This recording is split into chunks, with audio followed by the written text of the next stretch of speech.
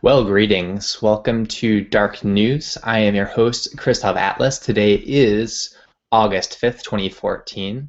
We'll be going over the latest dark news prices, dark market prices, and talk about a couple quick news items and then go over your questions. If you have some questions that you'd like to have answered for today or at any other time of the week in between episodes, you can always send them through Twitter. You can tweet at Dark News Show on Twitter or use the hashtag Dark News. And of course, if you're watching right now through the Google Hangout, you can submit your questions through that process as well. The show is entirely viewer funded, so if you're enjoying the show, do consider sending a few bits our way through the different addresses that we'll post in the video description after the show is over. And of course, some QR codes when the edited versions of the show finally get up. A little bit behind on editing because I've been busy with other projects, and even today's show is going to be a little bit short. Right now I'm focusing full-time on the Dark Coin code review, and I really want to honor the generosity that people have extended in supporting that project, so we'll keep it short and sweet, hopefully. So let's start off by taking a look at the latest dark market prices. So overall, for all of the prices that we track on the show, here at the bottom you can see this GSBDAM cap. We're at $228 trillion this week. That's down just about 1% since last week, and more or less where we've started off on the show. That's predominantly gold and silver, of course, which has been moving laterally for many months now. Silver itself, the dollar gained about 3% relative to silver and about 0.5% relative to gold, but unchanged, virtually unchanged for Bitcoin in the last week. We saw a little bit of upward movement in Bitcoin and heard some positive sentiments and hopes in people in the Bitcoin community, but right now we're sitting right back where we were exactly a week ago. Dark coin just up a little bit this week. The dollar lost 5% relative to dark coin. You can now purchase only 0.19 dark coins with every US dollar. And we'll take a look at the chart for dark coin in just a moment. Still sitting at number 6 in those cryptocurrency market cap rankings.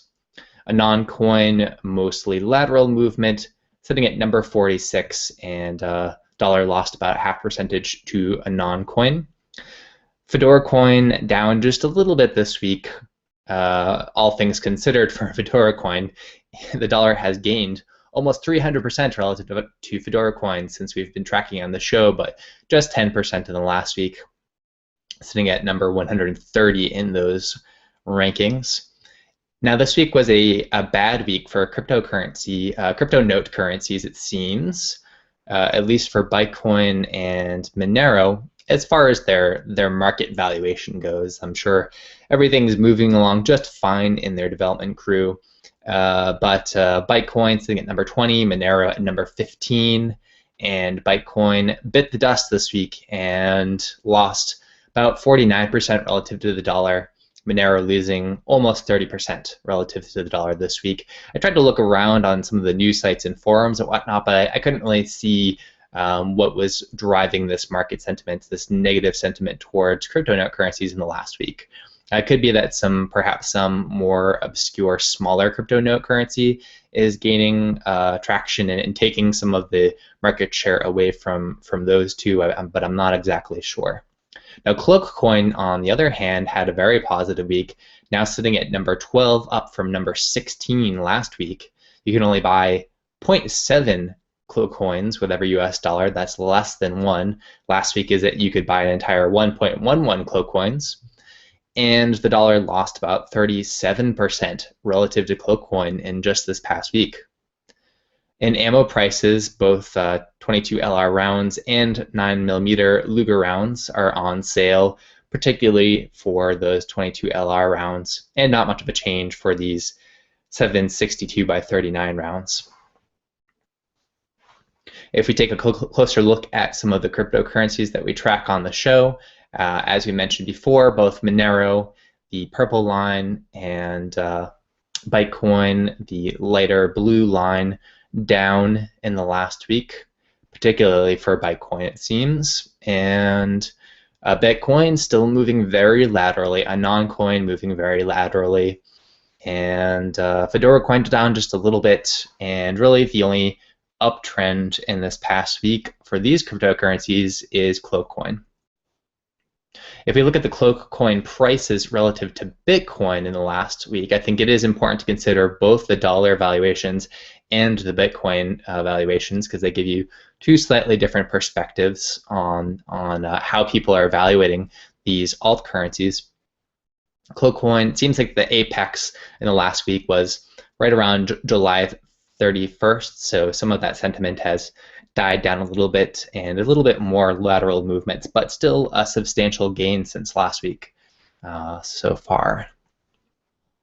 Darkcoin, as we can see here, up a little bit since last week. It's been down in the dumps, but in the last few days it's been flirting with that 0.01 Bitcoins per Darkcoin price. And I think this is a good example of why it's important to look at these prices, not just in dollar terms, but also Bitcoin prices, because you can clearly see here there's a psychological kind of ceiling right here at 0.01 Bitcoins that the price is just sort of touching upon it. I guess it tested that about 3 or 4 times perhaps in just this last week. And so I think that's more of a Bitcoin relevant limitation on the price for Darkcoin than a dollar or overall currency agnostic kind of evaluation. So if we look at the top 10 altcoins under Litecoin, we can see that actually Next has taken back the number 3 spot from Ripple in this last week. And if we zoom in a little bit and look at these on a logarithmic scale, we can see Peercoin moving sideways, Darkcoin up just a little bit. BitShares X and BitShares PTS both doing quite well in the last 2 weeks. If I had to speculate, I would guess that this may have something to do with the recent interview on Let's Talk Bitcoin and the announcements surrounding this with BitShares and what they've been working on, the delegated proof of stake mechanisms that they've been working on, and the very interesting criticisms that they've leveled against proof of work and some of the other proof of stake mechanisms. So that would be my best guess on the evaluations for those two. And what else do we have going on here? I think the only other thing that's really remarkable is Cloakcoin coming from behind and making it into this top. Let's see, so 3, 4, 5, 6. Yeah, it's at number 12. So it's in the top 15 for sure, coming behind and kind of a new challenger in this space. And if you kind of look at the stratification of these different altcoins, overall you kind of see you've got Bitcoin way above the rest of them, Litecoin considerably higher than the rest of them, still sitting at $200-something million in market cap. And which is kind of remarkable, because it's still confusing to me to understand what exactly is valuable about Litecoin. And then right now what we've got going on is Next and Ripple duking it out for that number 3 spot above the other cryptocurrencies. Then you have, so that you get Bitcoin, Litecoin, those two, and then there's kind of like a smaller pack of cryptocurrencies. They're somewhere in the range of like 30 million to 15 million, somewhere around there. And then below that you have a whole lot more cryptocurrencies that are just around the like 1 million to 3 million or 5 million mark. So really you can see this long tail of cryptocurrencies in the way that they're being valued right now. It exactly fits that kind of long tail model for looking at prices.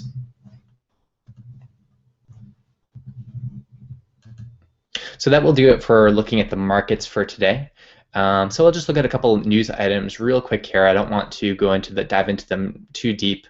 One of them in particular I think is important for people to be aware of, and so I threw it into the show for today. and that's to do with Tor. So Tor has come under fire in the last week or two. There's been a researcher or a team of researchers that are going to do a presentation at a security conference looking at the security of Tor and presenting some attacks that they've discovered for de-anonymizing users. And there's also been some news about some active attacks on Tor, possibly the same researchers, possibly not, they're not sure.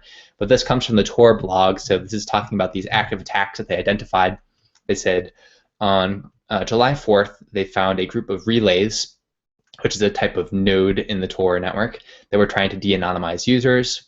It seems that they are targeting, in particular, people who access Tor hidden services, so that's things like the Silk Road, Bitcoin fog mixing service, and the many other hidden services that exist on the Tor network. And that's as opposed to people who are using Tor to access the ClearNet or whatever you want to call it, your Google and your Facebook and all that kind of stuff. So they have been on the relays that are attacking the network have been on there for quite a while now. They joined the network on January 30th. And they weren't shut down by the Tor developers until July 4th. So that's about, let's see, February, March, April, May, June. So about 4 months and a couple days. And they don't know exactly when they started performing the attack. They were able to detect that these new nodes had joined the network. They have many network monitoring tools, and they noticed that someone had bought up a bunch of I don't know if they were Amazon EC2 instances or what they were, but a whole bunch of nodes that had joined the Tor network in a very short period of time. So they were aware of them joining, but they didn't necessarily see them as malicious until more recently. And when they took a closer look at that, what they found was that these relays were injecting extra data into the headers of Tor traffic. And so basically what this means is there's lots of different ways that you can try to attack Tor users. You can do more application level stuff where, for example, you set up a website that's maybe a hidden Tor node, and it can use a Tor browser user's browser to like send bursts of very recognizable data in the time differences between these bursts of data are very recognizable. So you can do that. And if you're also operating these exit nodes, then what you're able to do is you're able to be kind of on all of these attacks revolve around kind of being at the point where people enter the Tor network and also at the point where people exit the Tor network. And if you can be at both of those points and kind of mess around with the users and do something malicious to them, then you can try to correlate the user coming into and out of the Tor network and basically de-anonymize them. So you could do this kind of like bursty, malicious website or whatever. What's interesting about these attackers is that they were not doing application level stuff, which has been known about for a long time now. They were actually doing stuff within the context of the Tor network, modifying the data that's being passed around the Tor network in a way that would make it recognizable. But the same basic idea still applies. They're still doing something to the data as it's coming into Tor, and then recognizing that as it's coming out of Tor and de-anonymizing users, and potentially also hidden service operators as well. So if you did anything naughty between July 4th all the way back to January 30th of this year, it's something to be aware of. If you used Tor hidden services to mix some coins, perhaps they need to be remixed. If you did some business, you might want to go back and check on making sure that your operational security is okay, and maybe you need to start working on a new identity if you're concerned that the previous identity was compromised. So all just some things to consider. But really, when you start looking into all of the known attacks for Tor, there's a lot of stuff out there. It usually it would require you to be someone with a lot of resources, like a government or something like that, but it really overall, I would say that it doesn't give you like a ton of confidence about the ability for Tor to resist these kind of state level high resource attackers. So what else can we say about this? So how did the Tor people respond to identifying this? Well, they removed the attacking relays from the network. They modified the software to try and kind of plug up the hole as best as they can, keeping in mind that addressing these types of attacks as a general category is still an open research problem for the Tor network. It's still largely unsolved. And of course, they're looking in ways to improve their mechanisms so that these types of attacks are harder to perform. They modified. They're looking into modifying these special types of nodes called guards. That the basic idea of guards, I've talked about it on the show before. It's just that you're going to, whenever you are interacting with a Tor network, you're going to be interacting with a bunch of different nodes. And the question is, will they always be different nodes, or will some of them often be the same ones? And it turns out that oftentimes, like if you use the same nodes for a longer period of time, then like here's a good way to put it. So if there are, we know there are malicious nodes out there on the Tor network. This is something that's a constant. It's always there, and they're malicious in different ways. Now, if you're always recycling and using different nodes, eventually you're always going to hit these malicious nodes at least once. Now, you usually hit them relatively often. If they design it and they put these guards in place so that there are certain nodes that you tend to use more often, then you'll go through all of the different nodes that participate in the network slower, and it will take you a much longer time to actually get hit by one of these malicious nodes. And so this is just one of the protection mechanisms they have in there, kind of dealing with statistical features of attacks on the Tor network, and they're continuing to play around with that, and trying to make the hidden service design better and all that stuff. Open questions about the attack. Was it the people who are going to give the talk at the security conference that got canceled? They don't know yet.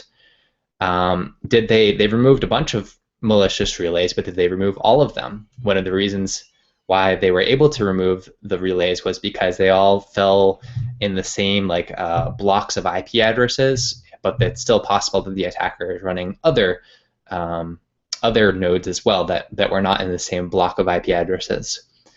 And then some technical stuff. Were they doing other types of injection attacks? I'm not going to go into the technical details of that because it would take quite a long time to explain. And last question, what kind of data did the attackers keep, and are they going to destroy it? And have they been protecting this data as it sits at rest while they've been accumulating it? If it's just some researchers at a university, and that seems like a distinct possibility, the question is, how long are they going to hold on to this data for? Have they been keeping the data safe from people who would wish to steal it from them, who want to de-anonymize Tor users, but perhaps they didn't take advantage of this particular hole or weakness or vulnerability during the time that it was really vulnerable? So those are all important questions that are yet unanswered. Now, the last little news item that I want to touch on today before we wrap things up, and I don't think there are any questions that I want to answer today, but I'll take a quick look at them before we wrap up the show. But last little bit of news: a viewer passed this story on to me through Twitter. I believe it was Crypto Joe, so shout out to Crypto Joe on Twitter. This story is about. This is from CoinDesk, written by John Matanis, and he's talking about, when New York passes their bit license scheme. Apparently, that's about 3 months away. It's going to damage privacy for the people doing Bitcoin businesses in New York and the people that would wish to do business with them. And it's going to, John says it's going to dilute the inherent privacy of the network overall. Now, what a lot of companies will want to do is they don't want to get a bit license. They'll say, screw this, it's not worth it to us. We're not going to spend $1 million trying to get a bit license to get $900,000 worth of profit. We're losing $10,000 on that deal, so let's just not do business with New York-based customers. So what we may see is kind of this fencing off of all the people that are in New York. And then anytime that they want to do business with other parts of the Bitcoin ecosystem, they may have to sell their Bitcoins, which are now carefully tracked, at some kind of discount. Maybe if a Bitcoin is at $1,000, then Bitcoins that are from New York that have gone through this bit license tracking type of stuff, maybe they're only worth $900 to the rest of the market. I don't know. I would expect pretty much that what would also happen is that there will be more and more a canonical process for mixing the coins. It's funny because usually you think about talk about laundering as it's like taking dirty money and making it clean, right? But in this case, money laundering would actually be taking dirty coins that have been made dirty by the state of New York and cleaning them by making them productive and not no longer attract to the rest of the Bitcoin ecosystem. So that's an amusing thing to think about. But yeah, so I could imagine that price difference between a New York Bitcoin and a non-tracked New York State Bitcoin might be the cost of mixing those coins, whatever that process will end up being. We'll kind of have to wait and see. I know that the Dark Wallet folks are working on their stuff and moving towards a beta release. I don't know exactly what the dates are for that, but perhaps it might be coming out in advance or around the time of this bit licensing scheme. And I bet they are actually probably trying to work a bit faster with that date in mind. And their technology revolves around CoinJoin and stealth addresses and so forth. Justice Ranvier, the other day, he put this post up on the Bitcoin Talk forums where he was going through all the popular Bitcoin wallets and saying, where are you guys at in terms of support for stealth addresses? Because this is kind of a neat way of improving Bitcoin privacy, at least a little bit. And for the most part, the support was pretty abysmal. There was just a couple that were actually supporting it, and a few people that had expressed interest in doing so, but hadn't done so yet. So, given that Bitcoin, that the stealth address technology has been around for about a year now, at least 9 months, it's really time for the support to improve. And I hope that consumers will put the pressure on wallet makers to go ahead and make that happen. So stealth addresses and the kind of CoinJoin based mixing, those are both very cheap. There's some transaction fees associated with those, going through the process of transferring to a stealth address or mixing coins with a bunch of other people in a CoinJoin operation, but it's not a hugely costly operation. And so in that case, it could be that the difference between a New York State Bitcoin and everyone else's Bitcoin is relatively small, more based on these transaction fees, which are a few cents or fractions of a cent or whatever, rather than the $1,000 versus $900 kind of gap that I was talking about before. But we'll just have to wait and see. So let's take a peek at people's questions.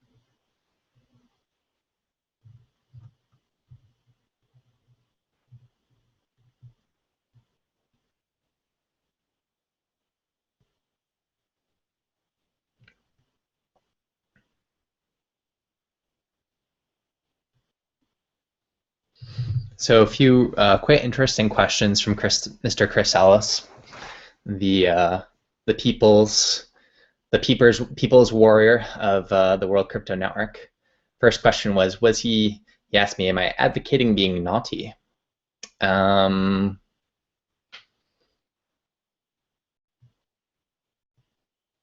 I personally, based on my risk tolerances, find that I want the technology to get better before I feel more comfortable with doing things that are disapproved by the state. So I try to keep my nose pretty clean. But of course, people are going to do what they want to do, and unfortunate as it is, the people who get nabbed by the state, they do kind of give us some hints about how the state is attempting to track us. They give market signals for other people to improve privacy technology and so forth. So they do certainly serve some kind of positive purpose for the rest of us. But I wouldn't tell any of my friends to be naughty, so to speak, quite at the moment, especially not in the United States. Chris also wrote, one of the key activities of government is assassination of foreign threats. I'm not sure if I agree with that. As the government increasingly becomes disintermediated and its activities spread across the population, do you see assassination markets becoming more widespread?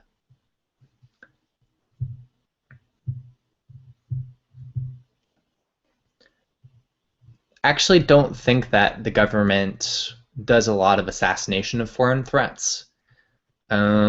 Because there's clearly like a class of people who they are very reluctant to assassinate, which is other political leaders.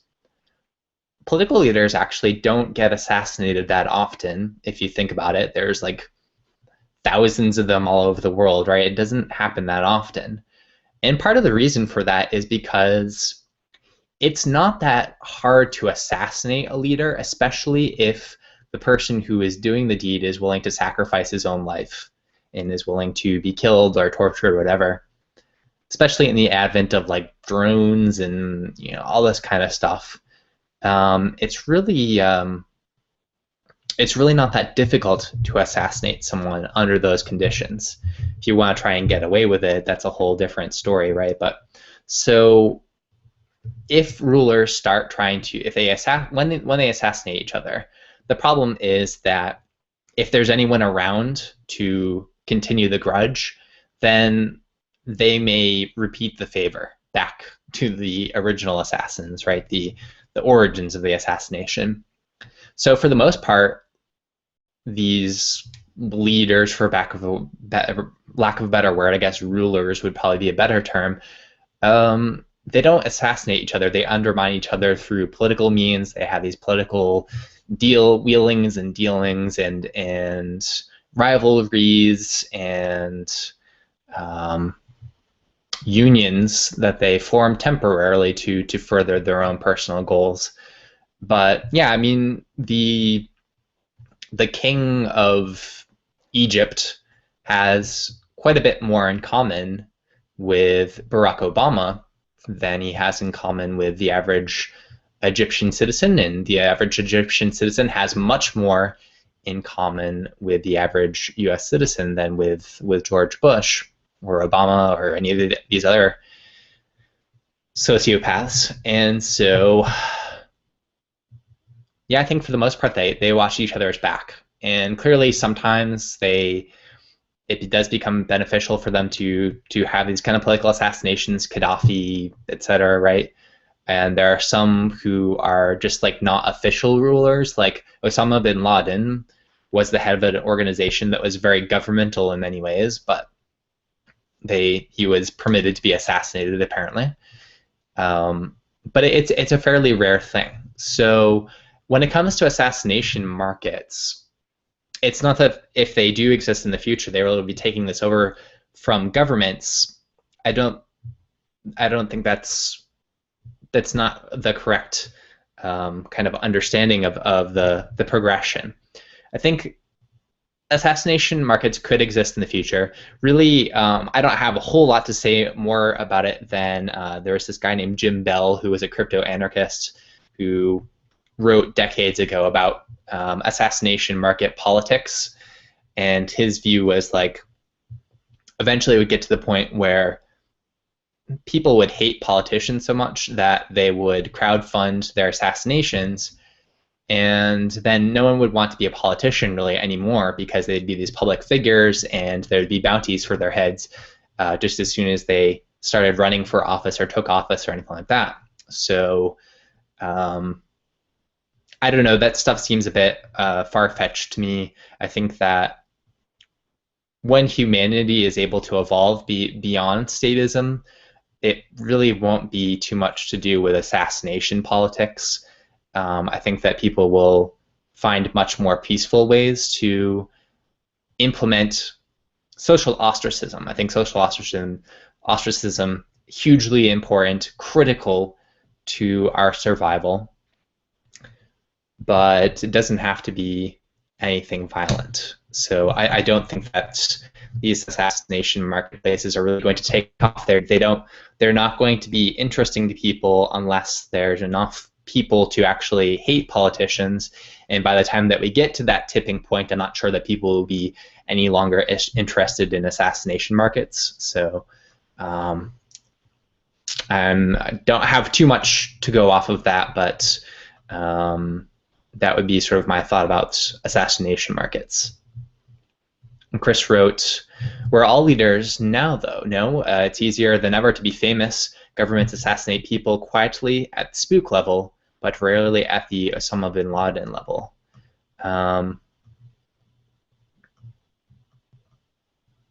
Yeah, so I think it's more like these small time assassinations. They're not really assassinations at that point. They're just murders. It's killing people who further your particular agendas. Recently, there was this video that Freedom Main Radio put out where they were looking at some of the historical causes for the Israeli-Palestinian conflict, and it's really interesting to look at the history. There actually was a period of time prior to the Israeli state where there was a lot of Jews and a lot of Palestinians living together pretty much peacefully for a long period of time. So there's this kind of portrayal of the region as just forever war torn, and there's these two sides, these two religions that are vying for the Holy Land and all this kind of stuff, and there's some truth to that, but I think it's also exaggerated to hide some of the wrongdoings of people associated with the Israeli state.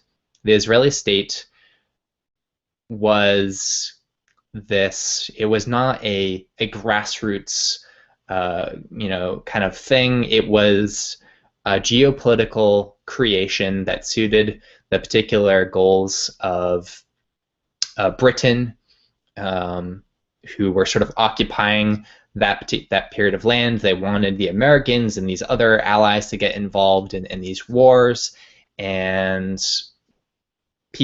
Jewish people with influence got together with the Jewish priestly class and manufactured this kind of movement behind Zionism and creating the Jewish state, which is not.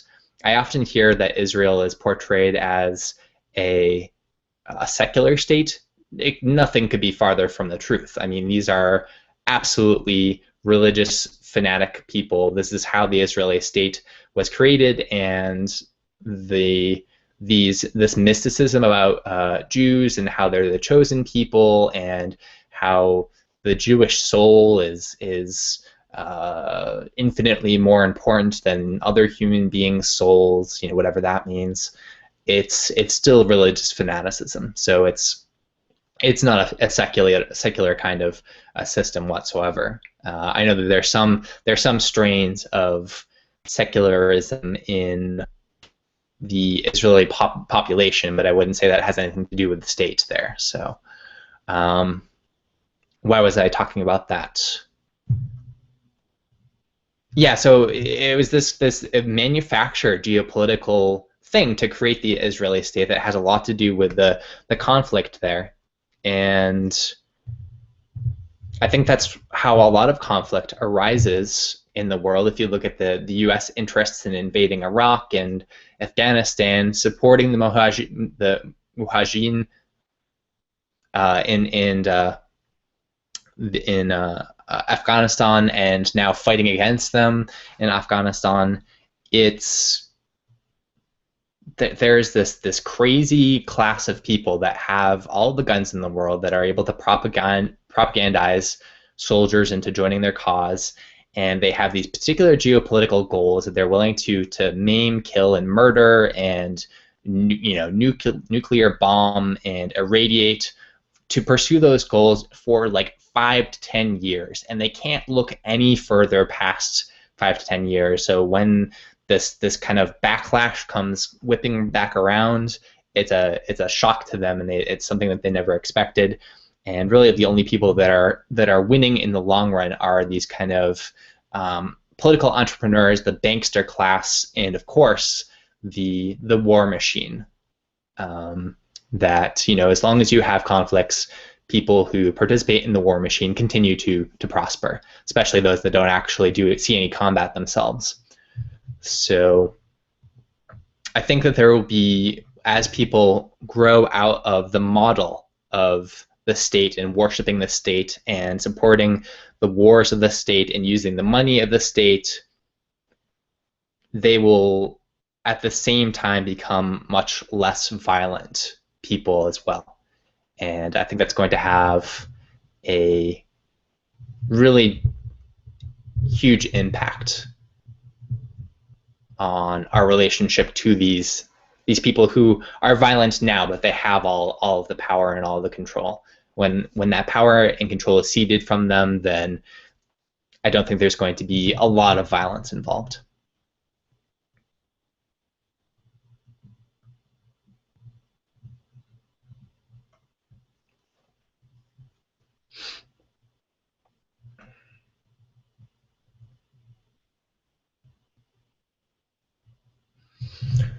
One more question from Mr. Chris Ellis. Chris writes, much of our culture going back to the Epic of Gilgamesh is characterized by the fear of the death. Do you think that a new civilization is emerging which is unafraid of death and indeed will be incentivized to live authentically by the ubiquitous threat of death?